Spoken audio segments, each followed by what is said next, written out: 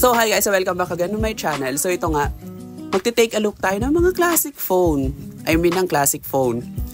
So marami siguro ang familiar dito, marami ang hindi. Itong phone na ito is Nokia 6120 Classic and nirelease siya way back 2009. And ito yung first ever Nokia phone in all series na Nokia na meron siyang front camera.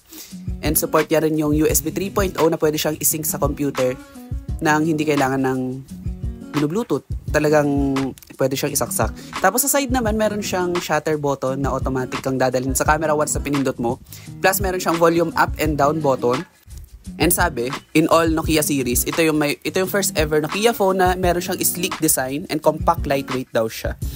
So, ito, yung dati, ang kalimitan na problema sa mga Nokia phone is yung power button na nasa taas, diba, madalas lumulubog. Ito yung Nokia din na nasa taas yung power button. And marami ding history na lumulubog daw yung power button na Nokia na phone. Yan, i-start na natin siya, tapos titignan na natin kung gumagana pa ba. By the way, ito pala yung in-order ko way back 8 months ago sa Shopee. Gusto ko kasi talaga mag-collect ng mga phones. So yan, so sa first boot niya is meron siya Nokia. And diba, napaka-iconic ng itsura, napaka-iconic ng design. Napakalaking throwback talaga nito. Ayan. So yan, nakakamiss yung mismo logo ng Nokia, no? So kapag magre-reset tayo, ang pinaka default code niyan is 0000. 5 0 siya.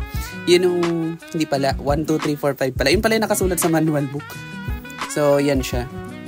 So itong Nokia 6120 na to, marami siyang color siya. Meron siyang blue, meron siyang black, meron din siyang white.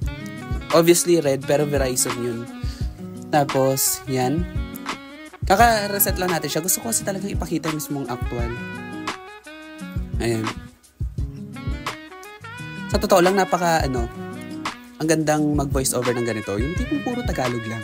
Ay, napakagandang telepono naman ito. Di ba? Ang ganda ng voice over. Ayan. Kung ano naman ang inaano ko. Tapos ito na nga yung mismong home screen niya. Home screen? Way back year 2009, hindi pa uso ang word na home screen. Nakakatawa naman balikan ng mga alaala. Ayan. So sa home screen niya, yung menu button niya is nakaganyan siya. Hindi ko alam kung anong tawag dyan sa grid na yan. Basta naka-grid siya. Tapos kapag pinindot yung shutter button sa gilid, dadaling kayo mismo sa camera. Ayan, susubukan natin siya mag-take ng picture. Kukuha lang ako sandali ng item na pipicturean natin.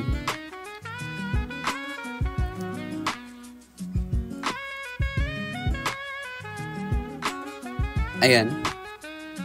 So sa quality ng camera, hindi naman siya ganun kapangit yung quality ng camera. Okay yung quality ng camera niya kung sa panahon noon.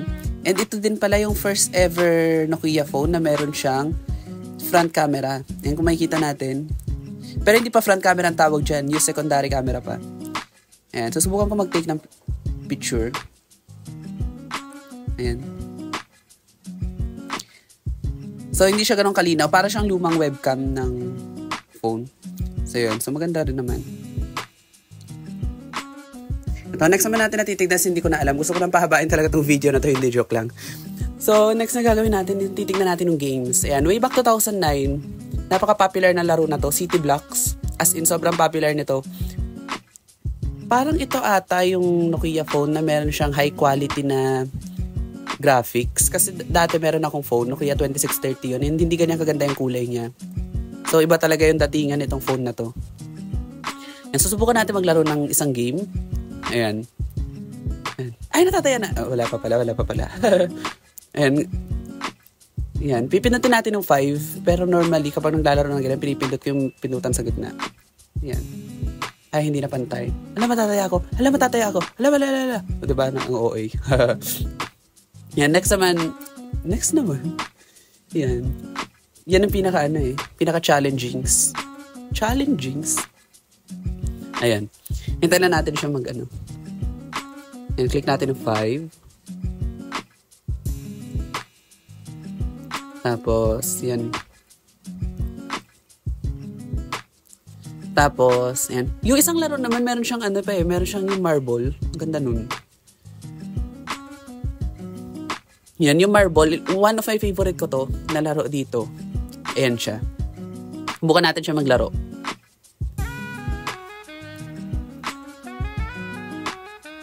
Ayan. way back 2009, napaka-popular talaga ng laro na ito. Ang gagawin nilang is parang, ayan, bicolor siya. Mahirap siya kapag binibidyo eh. Ang hirap yung gawin pag binibidyo. Kaya medyo nagtagal ako dito. Struggle, struggle's real, gano'n. Tapos yun. And magmamatch. And hindi kasi ganun kabilis yung phone. Pero way back ng 2009, napakabilis na nitong cellphone na ito kumpara sa ibang Nokia phone. So, yun. Kailangan na nating i-match yung mga color coding kasi yan eh. Ayan. Tapos, yan. Ang hirap kasi maglaro kapag nakatutok yung camera eh. Ayan. Ima-match-match nila yung kulay. Nag-enjoy na ako. Wait lang. Bago ko itong video na to, tapusin ko muna. Wait lang. Tapos, yun. Ayan. Ay, napakaganda talaga na laro na ito. Ito joke lang. Ayan, hintay lang natin. Tapos, yan.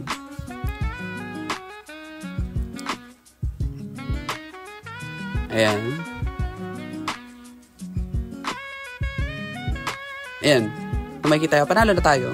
Natotoo ko wala lang tong camera na to. Kanina pa tayo nanalo eh. Diba? And, exit na muna natin siya. Next naman na i-review natin is yung tutorial. Ayan. So, medyo i-off ko muna siguro yung voice over ko dito. And kailangan ko kasi ipakita yung mismong Nokia tutorial. So, bahala na kung pangit yung quality.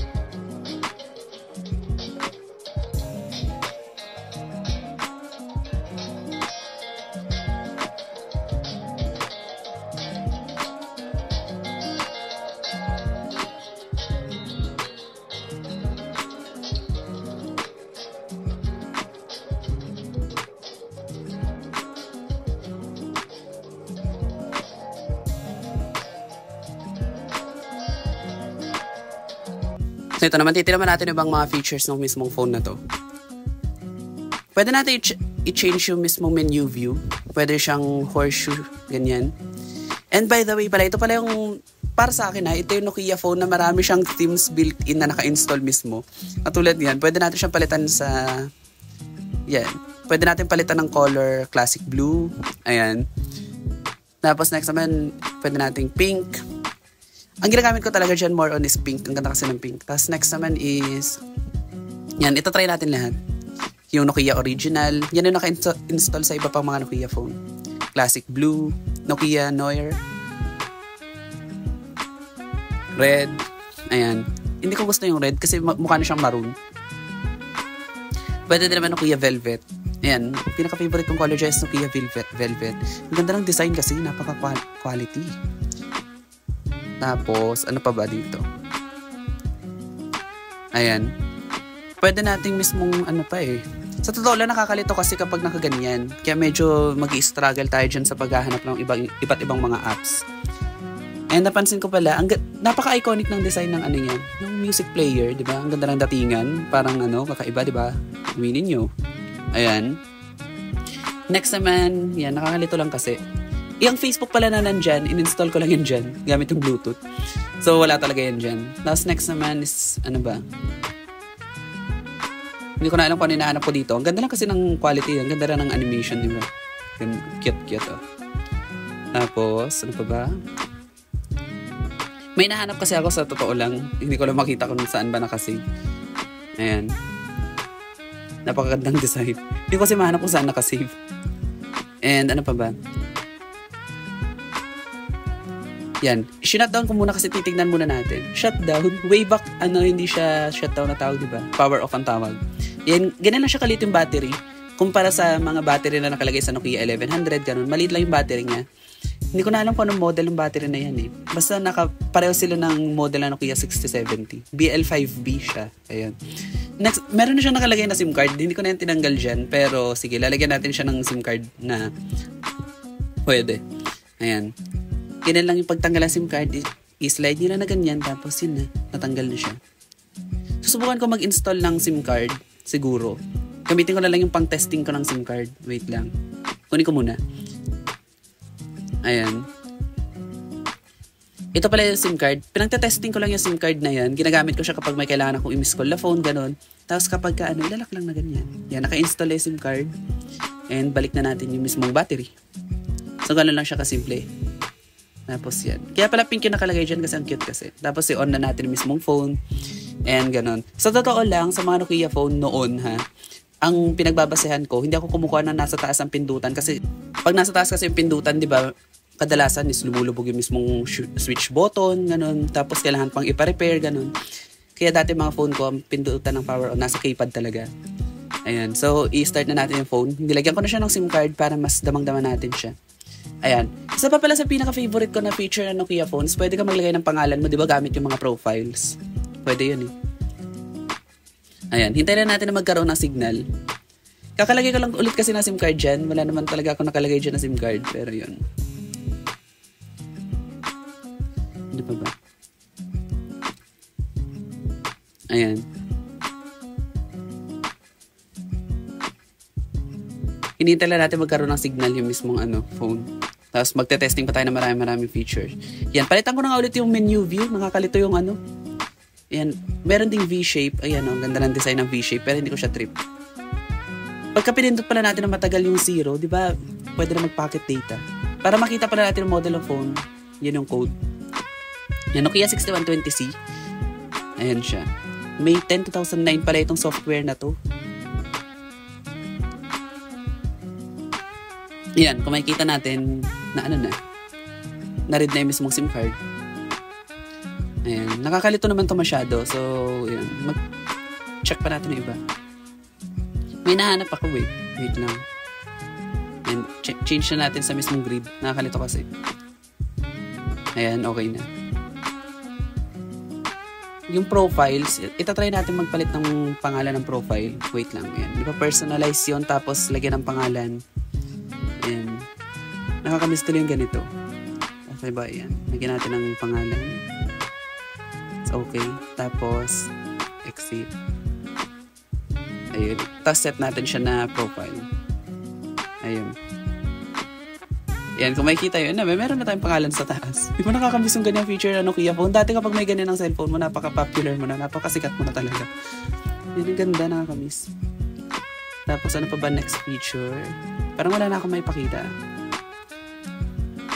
Tapos sa messaging naman, napakaliit lang talaga ng mismong sulat. Yan, itatry natin mag-testing ng dito. Itatesting natin yung keypad. Ayan. Tignan ko lang kung marunong pa ako mag-type. Sa totoo lang, pag nagtatype kasi ako ng shortcut talaga dati. Pero parang nakalimutan ko na mag-type ng shortcut. Ang tagal na rin kasi. Tsaka more on call ako dati. Ayan. Nakakalito kasi yung mismong clear button niya nandoon. Di ba dapat nasa siya? Basta. Tapos yun naman. Di ba napaka-iconic yung magta-type ka ng ganito. Yung gagawin mo pang O, yung 0, ganun. Tapos, yan. Napaka-laking throwback. Okay, 6120. Wait. Di ba napakalaking throwback? Ayan.